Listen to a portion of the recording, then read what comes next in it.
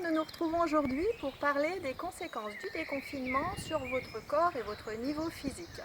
Je vais vous donner quelques conseils pour reprendre vos activités sportives avec une sécurité optimale et vous allez reprendre une forme physique qui va vous permettre de ne pas vous blesser.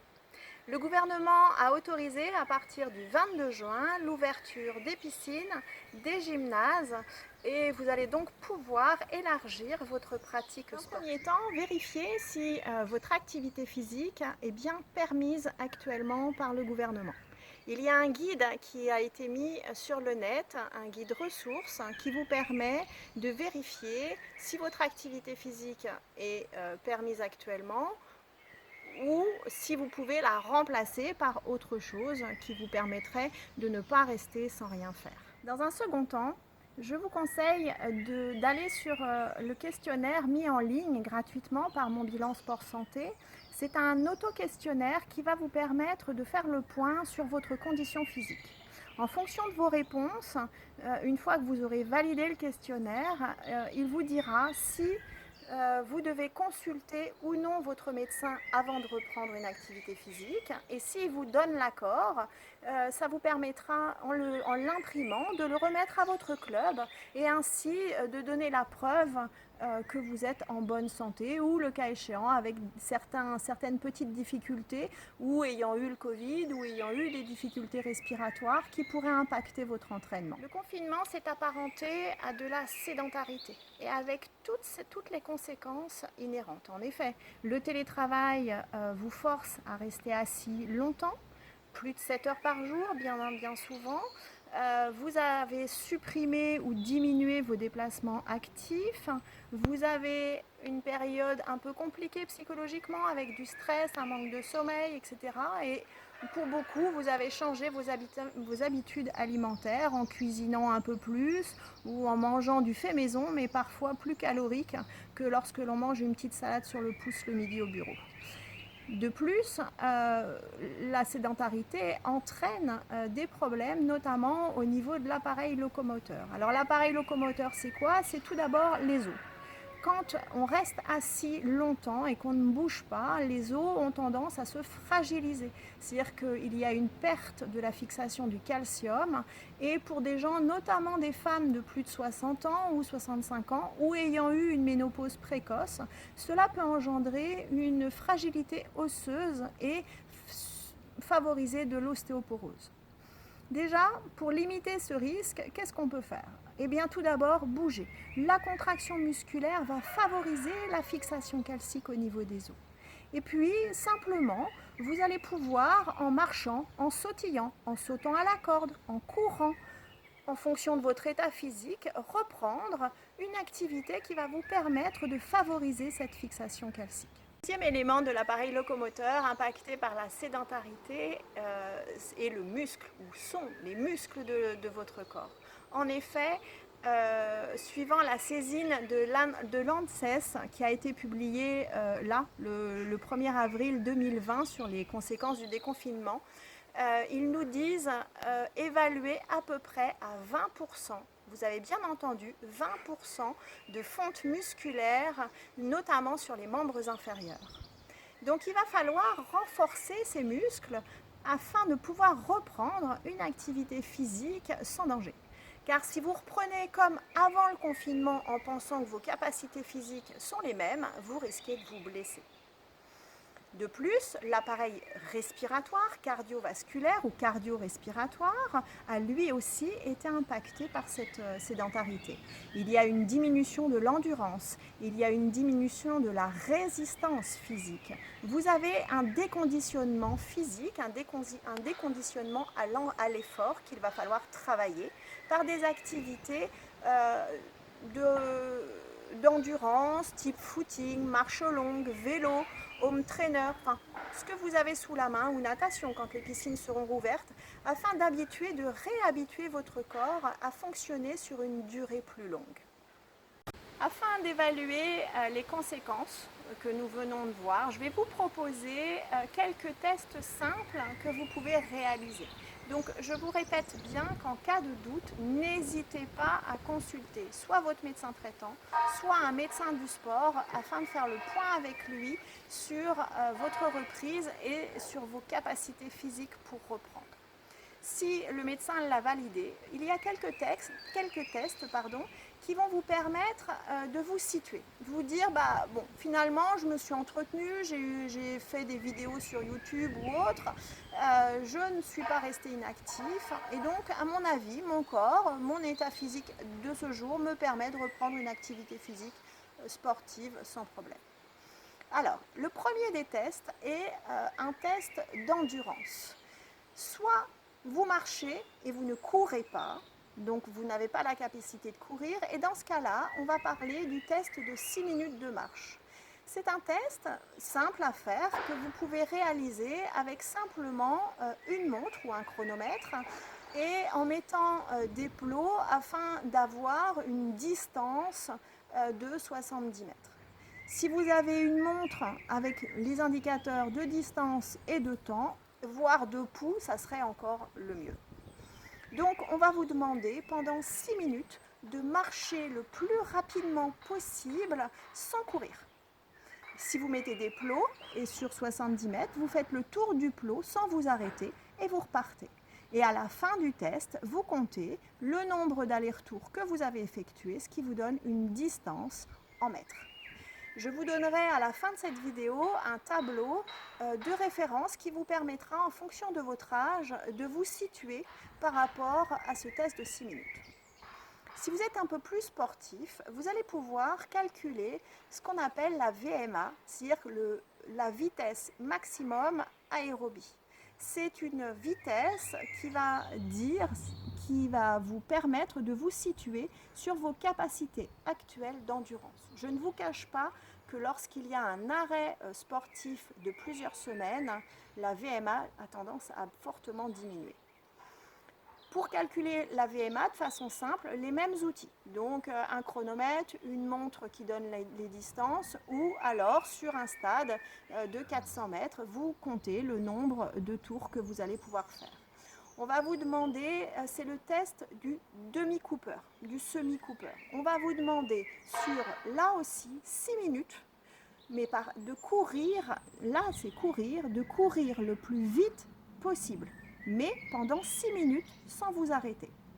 La distance en mètres sera divisée par 100 et ça va vous donner en km/h votre VMA. Et cette VMA va vous permettre de vous situer et surtout après, si vous voulez faire du fractionné ou faire des entraînements un peu plus spécifiques pour reprendre une condition physique meilleure, vous allez pouvoir utiliser cette valeur de référence. Et après, mettons 1 mois ou 2 mois d'entraînement, vous allez pouvoir réévaluer cette VMA, la refaire, et ce qui vous permettra de voir si votre entraînement est efficace ou non. Un autre test important est celui de la chaise. Vous le connaissez certainement, ça va vous permettre d'évaluer l'endurance de vos quadriceps. Alors attention, pour ne pas vous faire de mal, il faut que les chevilles soient alignées aux genoux, que vous ayez un angle droit à peu près 90 degrés au niveau des genoux et des hanches. Alors là, je le fais contre un tronc d'arbre, vous pouvez le faire n'importe où. En fonction, et puis là, vous chronométrez.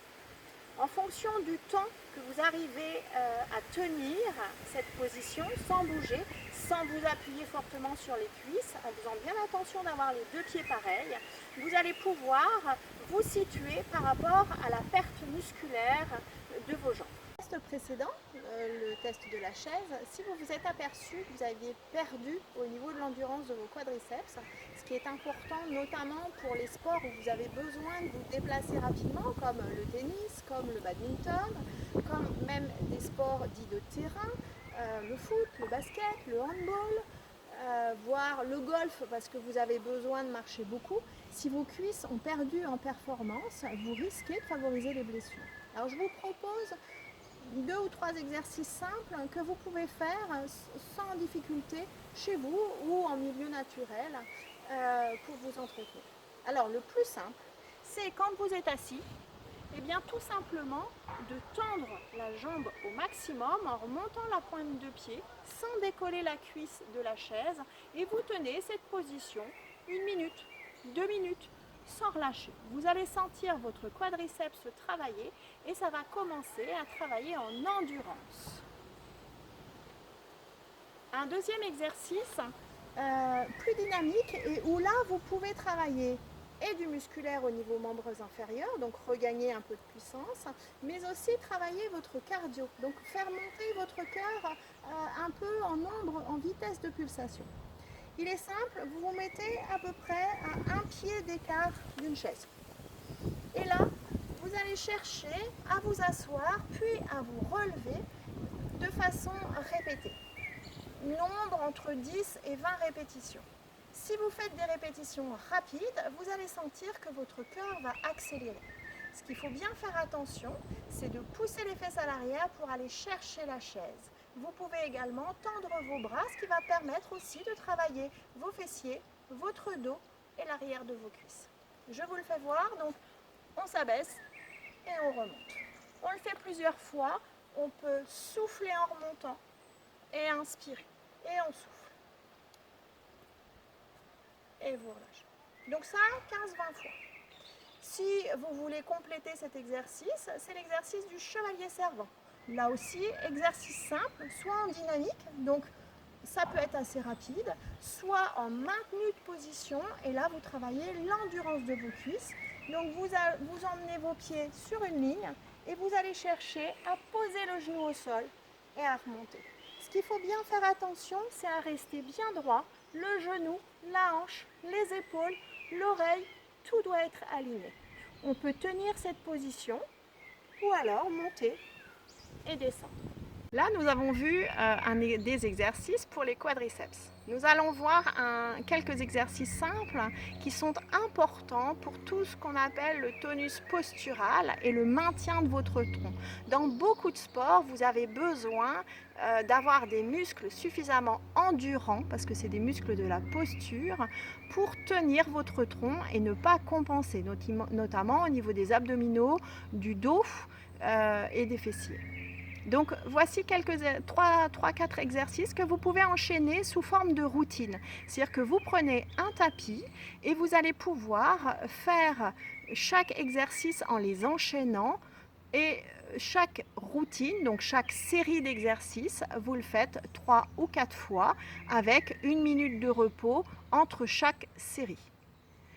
Par contre, chaque exercice est enchaîné. Donc vous allez pouvoir mettre sur votre téléphone ou un réveil ou une montre, enfin peu importe, un chronomètre, vous mettez un format d'exercice, donc de temps de travail d'environ 1 minute et de transition entre les exercices de 15 secondes.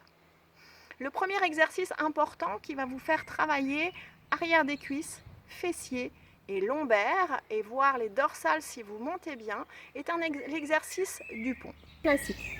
Il permet de travailler l'arrière des cuisses, les ischio-jambiers, les fessiers, les muscles lombaires et les muscles dorsaux si vous montez suffisamment. La version la plus simple, c'est sur 2 pieds, les 2 pieds joints, en faisant bien attention que les 2 pieds soient sur la même ligne, de monter très haut les fesses et de redescendre au ras du tapis sans reposer.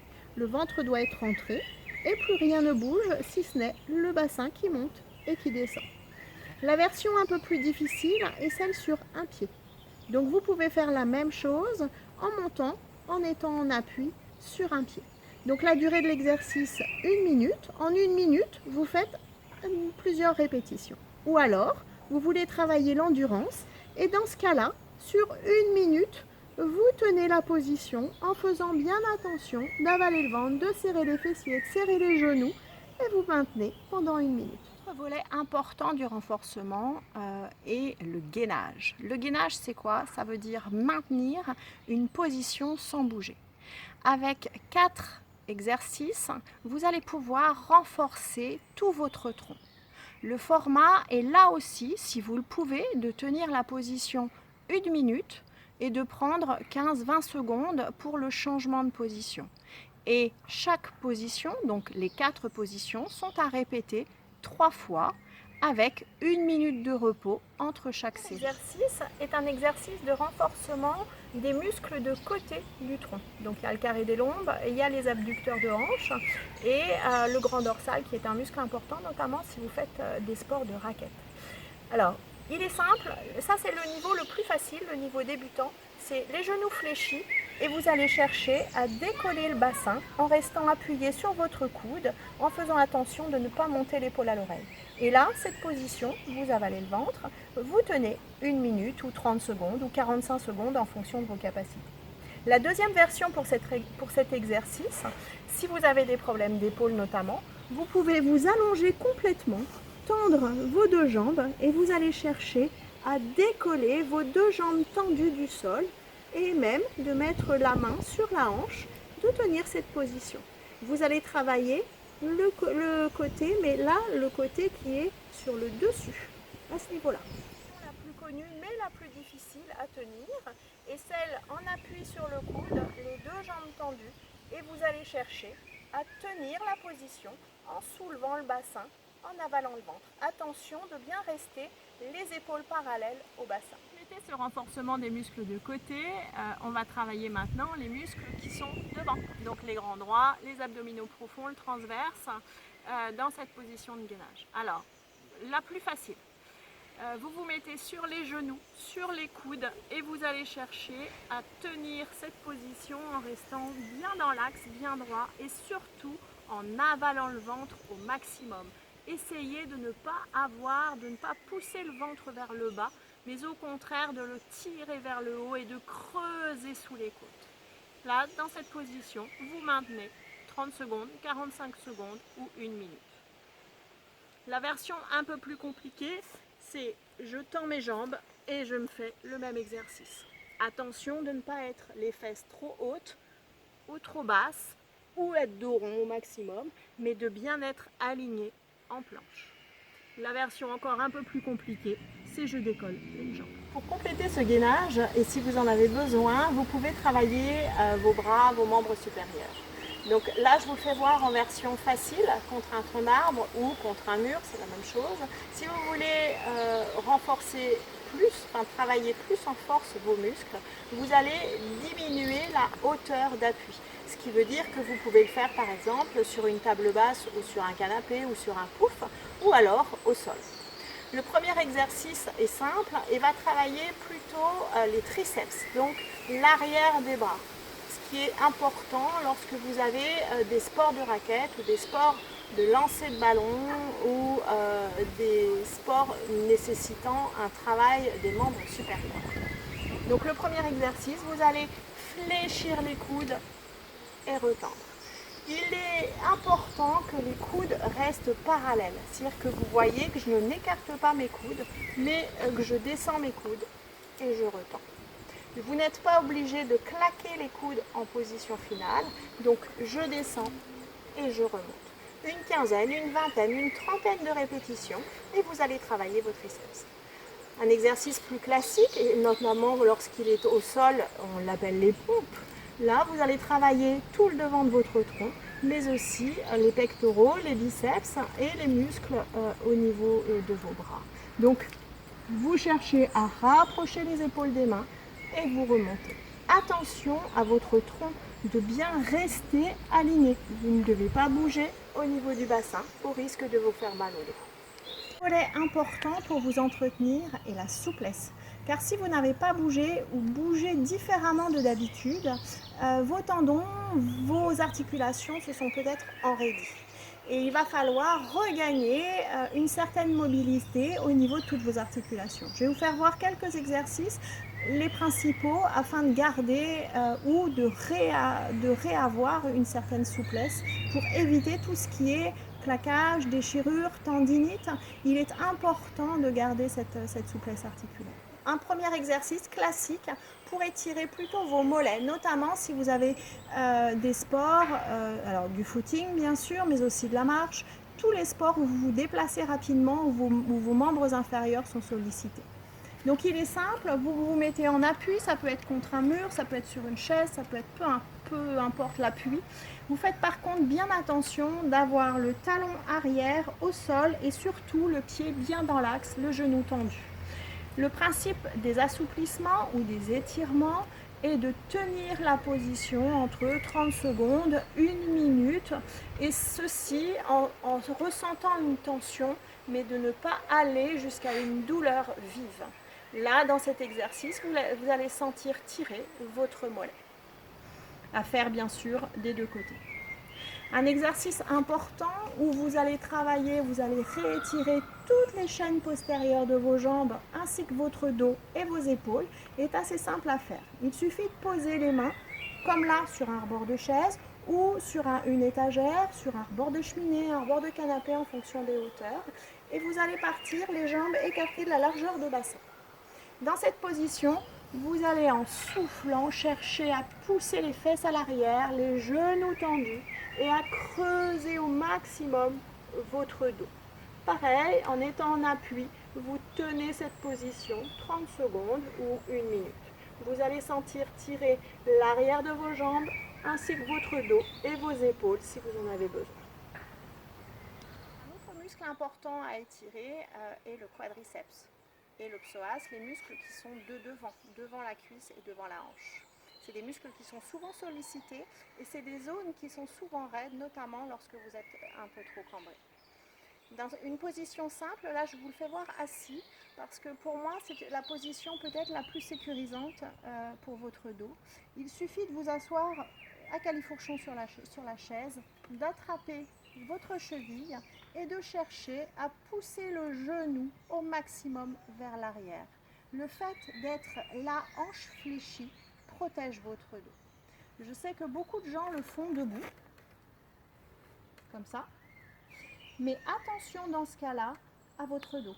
On voit beaucoup de gens qui sont comme ça. Donc là, si vous le faites debout, rentrez le ventre, bloquez au niveau bassin et je cherche ensuite à pousser mon genou pour étirer mes muscles de devant. Clôturer cette séance de renforcement, d'assouplissement. Alors sachez que l'assouplissement, vous pouvez faire des routines d'étirement et d'assouplissement en dehors de vos activités sportives. On le conseille même afin de pouvoir forcer un peu plus.